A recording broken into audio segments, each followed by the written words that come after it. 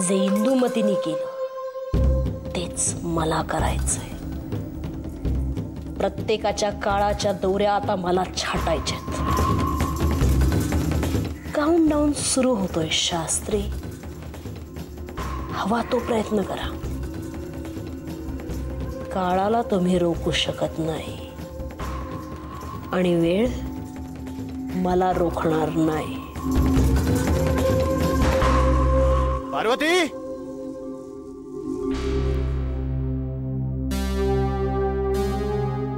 पार्वती,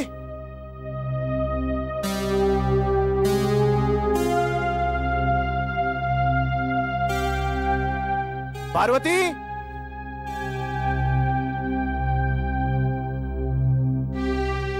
वंस, वंस उठा ना। अगं बाई, उजाडलं का? काय झालं ग? वंस, मला पुन्हा स्वप्नात त्यांच्या हाका ऐकू आल्या।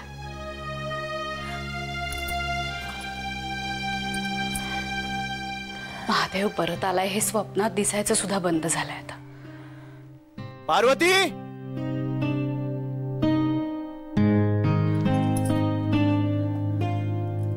महादेव आलाय।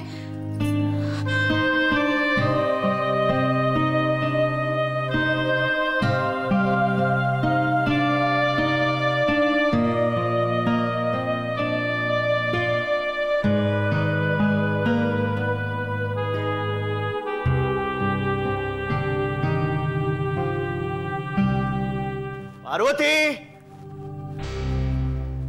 पार्वती, अरे आहात कुठे तुम्ही? केव्हाच्या हाका मारतोय मी। अण्णांना सांग महादेव आलाय, सुरतेहून भरपूर कमाई करून आलाय। त्यांच्यासाठी रेशमी कद आणलाय म्हणावं आमच्या कमाईतून। छान शोभून दिसेल त्यांना। आणि दिनू कुठे झोपला असेल ना, जा जा उठव त्याला। त्याच्यासाठी विशेष खेळणी आणलीत मी।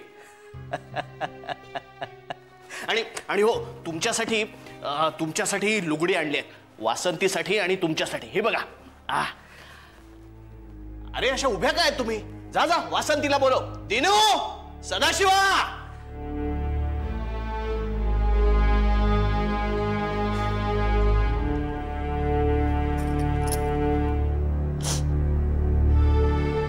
तुम्ही अशा रडताय का? ताई सांग काय झालं? पार्वती काय झालंय? महादेवा, फार उशीर केलास रे यायला।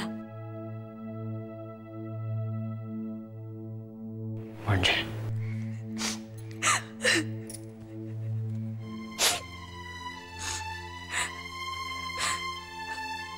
आपले अण्णा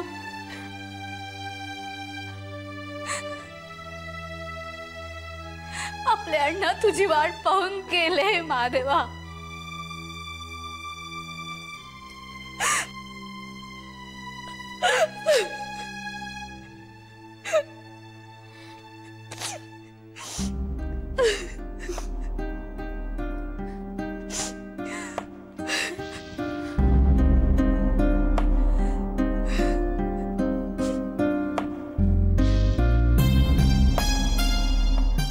महादेवा,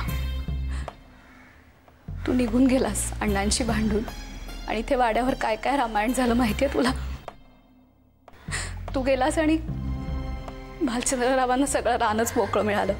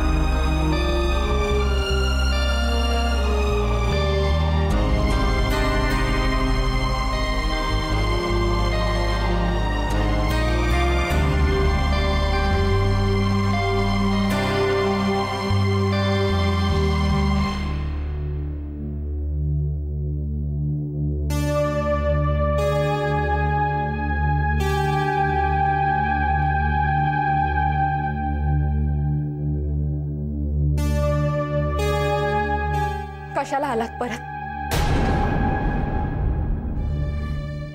काही गरज नाहीये या वाड्याला तुमची. नाहीतरी काय ठेवलंय आता इथे? मामनजी तुम्हाला भेटण्यासाठी तडफडत होते, पण तुम्हाला तुमची देशाटनाची हौस महत्वाची होती. आणि आता आलाय सगळं संपून गेल्यावर. आम्हाला गरज असताना कधीच नव्हतात तुम्ही. आता काही गरज नाही आम्हाला तुमची.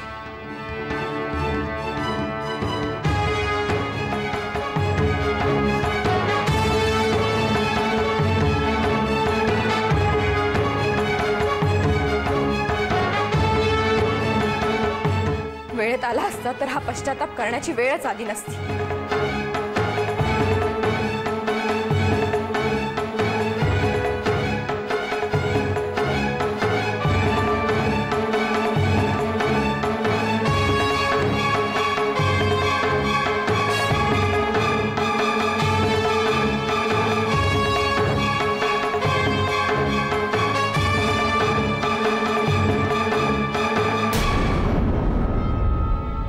आता तरी का आला?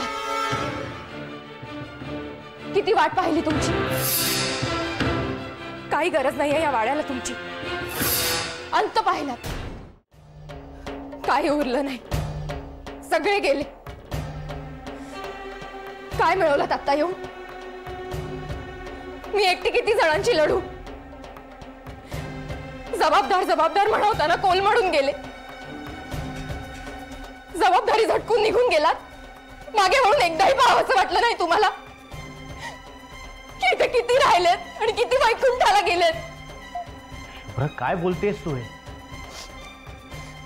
इतकं सगळं घडून गेलं, पण तुमची मात्र भ्रमंती सुरू सुखात. पण तुम्हाला तुमची देशाटनाची हौस महत्वाची होती. अशा वेळी देवाचा धावा केला तर तो सुद्धा धावून येतो, पण तुम्ही नाही आलात. तुमच्यापेक्षा तो महादेव बरा. दगडाचा असला तरी त्याच्यावर विश्वास तरी ठेवता येतो, पण तुमच्यावर आता काडीचाही विश्वास उरला नाहीये. पुढे येऊ नका. आधार घ्यायची सवय सुटली आहे. आता काही गरज नाहीये तुमच्या आधाराची. फानावर ये.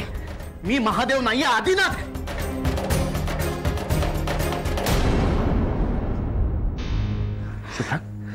शुभ्रा शांत. शुभ्रा काय झालं तुला? पाणी आणू?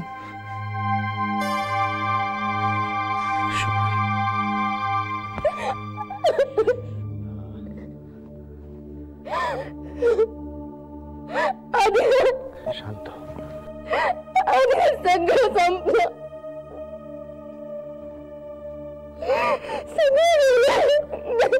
शांत हो शुभ्रा, शांत हो. मी आहे ना इथे. आदिनाथ मला वाढवून जायचं आत्ताच्या आत्ता. मला तुम्हाला भेटायचं. आपण लगेच निघूया. हो हो ठीक आहे आपण जाऊया वाड्यावर. तू शांत हो. रडू नकोस.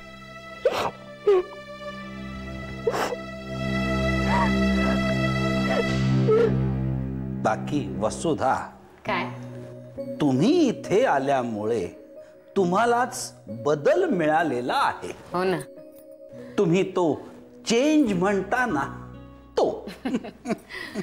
तुम्हाला एक गंमत सांगते बाबा. आधी नुसतं लग्नाला चला असं यांना म्हणत होते ना, तर अजिबात तयार नव्हते. पण लग्न वसईला आहे हे सांगितल्या बरोबर तयार झाले. शाबास. बाबा तुमच्या औषधाची वेळ झाली असेल ना, मी घेऊन येते. बैस.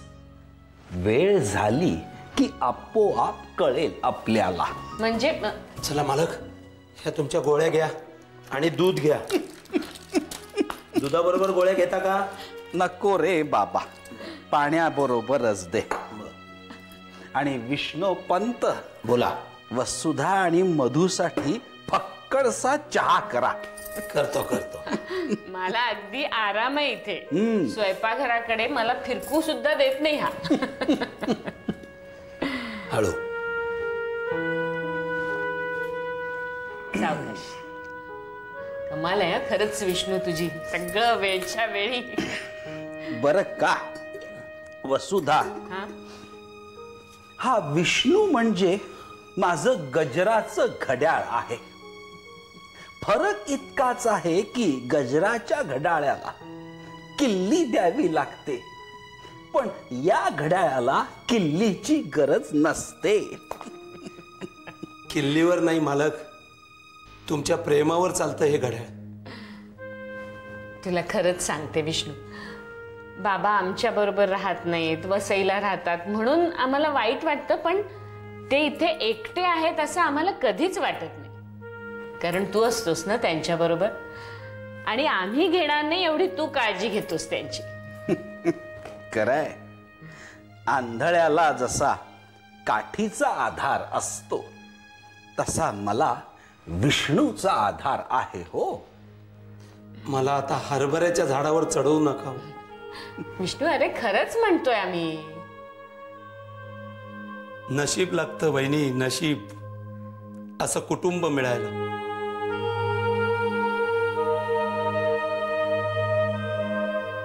गतजन्म पुनर्जन्म मला काही माहित नाही, पण गतजन्मात मी काहीतरी मोठं पुण्य केलं असणार वहिनी, म्हणून माझ्यासारख्या अनाथ विष्णूला हे असे मालक म्हणून मिळाले.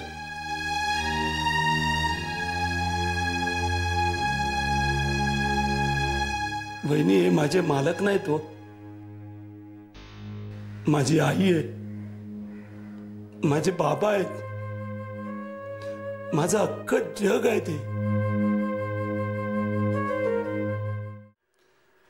वहिनी, मी रोज देवासमोर जेव्हा हात जोडतो ना, तेव्हा त्याच्याकडे एकच मागणं मागतो, देवा पुढच्या जन्मी मला मोठा माणूस नाही केलास तरी चालेल, पण मला बाबा म्हणून माझे मालकच हवे.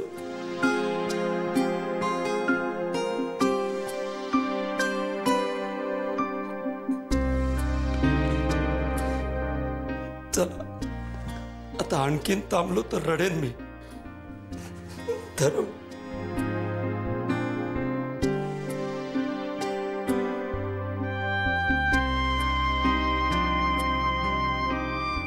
विष्णू,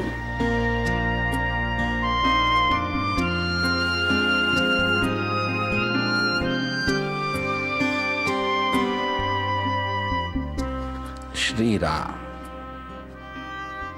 श्रीराम. विष्णू,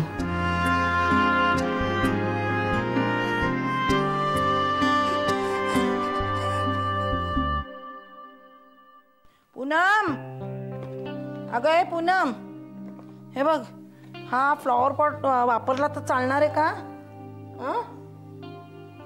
चालेल, विचारताय काय? नाही नाही, विचारते म्हणजे अगं काय कपाटात पाहिला ना, जास्त महागडा वगैरे नाही आहे ना?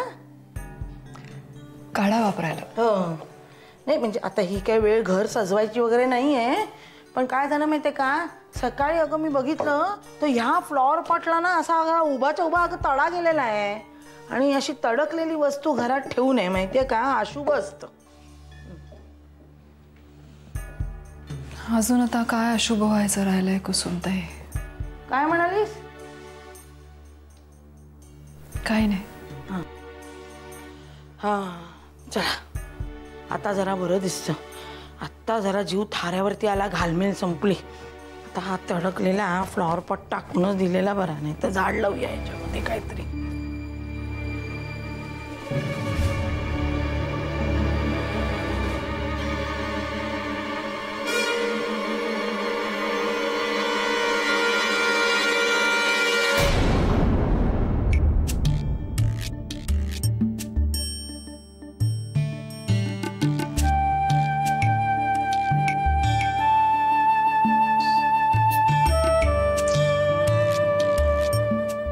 बाबा, काय ग?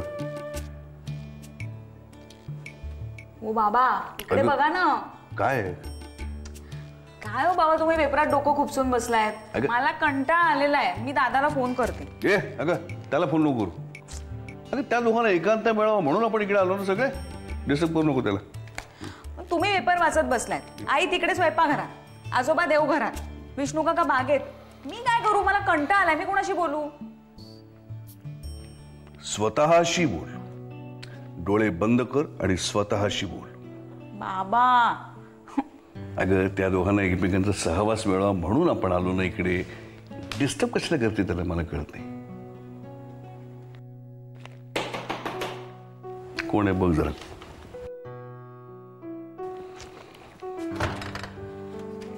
अरे दादा, प्रियाला मी सांगितलं तुम्हाला डिस्टर्ब करू नको आणि तुम्ही इथे. बाबा याला म्हणतात बॉन्डिंग.